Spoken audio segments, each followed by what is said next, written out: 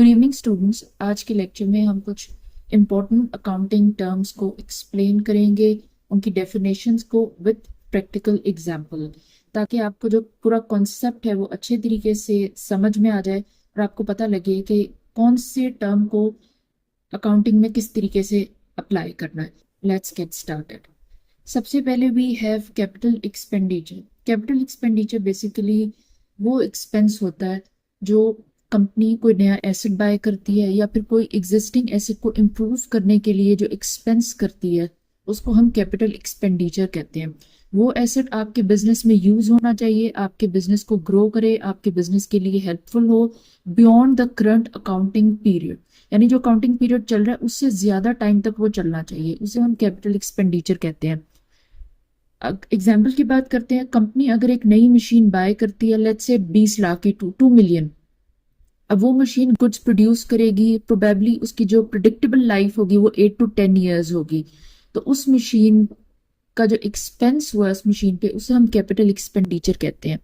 Second is revenue expenditure. Revenue expenditure वो expense होता है जो बिजनेस के डे टू डे ऑपरेशंस के लिए किया जाता है, बिजनेस के मेंटेनेंस में जो खर्चा होता है, जो एक्सपेंस होता है उसको रेवेन्यू एक्सपेंडिचर कहते हैं। और ये जो एक्सपेंस होता है ये एक जो करंट अकाउंटिंग पीरियड चल रहा है उस तक ही जो है ये महदूद होता है, उस तक लिमिटेड होता है। एग्जाम्पल ले लेते हैं, अगर कंपनी कोई मशीन रिपेयर करती है उसके लिए 20,000 का एक्सपेंस करती है तो उसे हम रेवेन्यू एक्सपेंडिचर कहते हैं, ये ऑपरेटिंग एक्सपेंस हो गया कंपनी का। नेक्स्ट हम बात करते हैं डेफर्ड टैक्स की। It's very important. Deferred tax थोड़ा सा गिमिक हो जाता है, आप अच्छे से समझे इसको।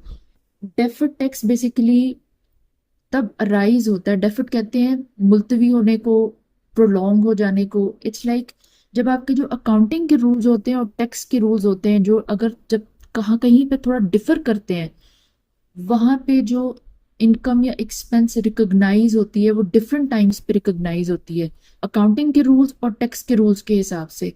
तब एक टैक्स जनरेट होता है, या तो आपने पे करना होता है या फिर आपको रिकवर होना होता है टैक्स डिपार्टमेंट की तरफ से फ्यूचर डेट पे, उसे हम डेफर्ड टैक्स कहते हैं। छोटी सी एग्जांपल ले लेते हैं, लेट्स से कंपनी ने कोई एक्सपेंस किया है 1 लाख का इस साल में और कंपनी उसको इस साल रिकॉर्ड करती है, लेकिन टैक्स के रूल कंपनी को अलाउ करते हैं कि वो उस एक्सपेंस को अगले साल क्लेम कर सके। तो ये जो टाइमिंग का डिफरेंस है ये डेफर्ड टैक्स क्रिएट करता है। Next is impairment of assets. Impairment of assets का मतलब होता है, इम्पेयरमेंट मीन्स जब किसी एसेट की वैल्यू सिग्निफिकेंटली गिर जाती है, बहुत ज्यादा गिर जाती है और उसकी जो कैरिंग अमाउंट होती है इज नो लॉन्गर रिकवरेबल, उसे हम इम्पेयरमेंट ऑफ एसेट्स कहते हैं। बेसिकली जो आपने एसेट बाय किया होता है, जैसे मैंने कैपिटल एक्सपेंस में आपको बताया, तो उस एसेट की जो वैल्यू होती है, सॉरी जो उसकी लाइफ होती है, टाइम पीरियड होता है, would be probably 5 years, 8 years, 10 years. तो एक साल में वैल्यू जितनी डेप्रिशिएट होगी, बाकी जो वैल्यू बचती है उसको कैरिंग अमाउंट कहते हैं या कैरिंग वैल्यू आप कह सकते हैं। तो अगर कोई वो कैरिंग जो वैल्यू होती है, जो अमाउंट होती है वो गिर जाती है और वो रिकवरेबल नहीं हो सकती, कोई एक्सीडेंट हो सकता है, एग्जाम्पल से यू विल अंडरस्टैंड, तो उसे हम इम्पेयरमेंट ऑफ एसेट कहते हैं। एग्जाम्पल ले लेते हैं, कंपनी का डिलीवरी ट्रक है, कंपनी का एसेट है, उसकी जो कैरिंग अमाउंट है वो है 1 मिलियन यानी 10 लाख। एक्सीडेंट हो जाता है, सीवियर डैमेज हो जाता है, अब जो रिकवरेबल अमाउंट है वो 6 लाख रह जाती है।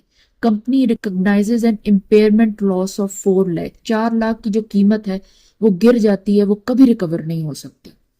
लास्ट जो हमारा आज का पॉइंट है, सॉरी लास्ट नहीं, second last, that is materiality concept. Materiality का मतलब होता है डिसाइड करना वेदर एन आइटम जो आप रिकॉर्ड करते हैं बुक्स ऑफ अकाउंट्स में is important enough to affect the decisions of investors, owners और other users of financial statements. Financial statements में हर चीज ट्रांसपेरेंसी के साथ आपने रिकॉर्ड करनी होती है। ये डिसीजन मेकर्स को इफेक्ट करती है जिन्होंने कंपनी में पैसा लगाना है या सेल आउट करना है अपने शेयर्स को, एक्सेट्रा, जिस तरह से भी। तो इस कॉन्सेप्ट को हम जो मटीरियलिटी कॉन्सेप्ट कहते हैं। एग्जाम्पल लेते हैं, आपको अच्छे से पता चल जाएगा। अगर if a company forgets to record ₹100, अगर 100 रुपीज की अमाउंट कंपनी फॉरगेट कर जाती है रिकॉर्ड करना, तो प्रोबेबली वो इतना इफेक्ट नहीं करेगा इन्वेस्टर्स को और जो दूसरे यूजर्स होते हैं, जो फाइनेंशियल स्टेटमेंट के यूजर हैं, जो फाइनेंशियल स्टेटमेंट्स को फॉलो करते हैं, उनको इतना इफेक्ट नहीं करेगा। लेकिन अगर अमाउंट बड़ी होगी तो डेफिनेटली इम्पैक्ट बहुत बड़ा आएगा। और इन ट्रांसपेरेंसी में आ जाएगा। ये एक तरह का नॉट एग्जैक्ट फ्रॉड आप कह सकते हैं, लेकिन एक तरह का फ्रॉड हो जाएगा, बिकॉज मिसलीडिंग हो जाएगा डिसीजन मेकर्स के लिए। लेकिन इसमें सिर्फ अमाउंट का कॉन्सेप्ट नहीं होता, इसमें एक और कॉन्सेप्ट होता है, जो ट्रांजैक्शन की नेचर है वो बहुत इंपॉर्टेंट होती है। अगर कोई ऐसी ट्रांजैक्शन की है जो बहुत इंपॉर्टेंट है, बेशक उसकी वैल्यू बहुत कम है, वो भी अगर आप रिकॉर्ड नहीं करते, आप फॉरगेट कर जाते हैं और समथिंग ऐसा कुछ भी हो जाता है, तो वो भी बहुत इंपॉर्टेंट होगा डिसीजन को इन्फ्लुएंस करने के लिए। इसको हम मटेरियलिटी कॉन्सेप्ट कहते हैं। लास्ट पॉइंट है आज का, going concern concept. Going concern जो कॉन्सेप्ट होता है उसका मतलब होता है, ये कॉन्सेप्ट है कि आप अज्यूम करते हैं कि एक बिजनेस फ्यूचर में ऑपरेट करता रहेगा और इज नॉट बीइंग एक्सपेक्टेड कि ये जल्दी बंद हो जाएगा। एग्जाम्पल लेते हैं, कंपनी ऑफिस फर्नीचर को बाय करती है और उसको रिकॉर्ड करती है एसेट के तौर पे, बिकॉज कंपनी एक्सपेक्ट करती है कि ये बिजनेस चलता रहेगा और ये जो फर्नीचर बाय किया, ये जो एसेट है, ये बिजनेस को फायदा देता रहेगा, यूज होता रहेगा बिजनेस में ओवर इट्स यूजफुल लाइफ। जितनी फर्नीचर की लाइफ होगी उस तक तकरीबन ये यूज होता रहेगा। तो इसको हम कहते हैं गोइंग कंसर्न कॉन्सेप्ट। ये कुछ इंपॉर्टेंट टर्म्स है, अकाउंटिंग टर्म्स है, दे आर इम्पोर्टेंट, और ये थोड़े गिमिक होते हैं, इनको अंडरस्टैंड करना individually is very much important. आप इसको फॉलो करें। Thank you.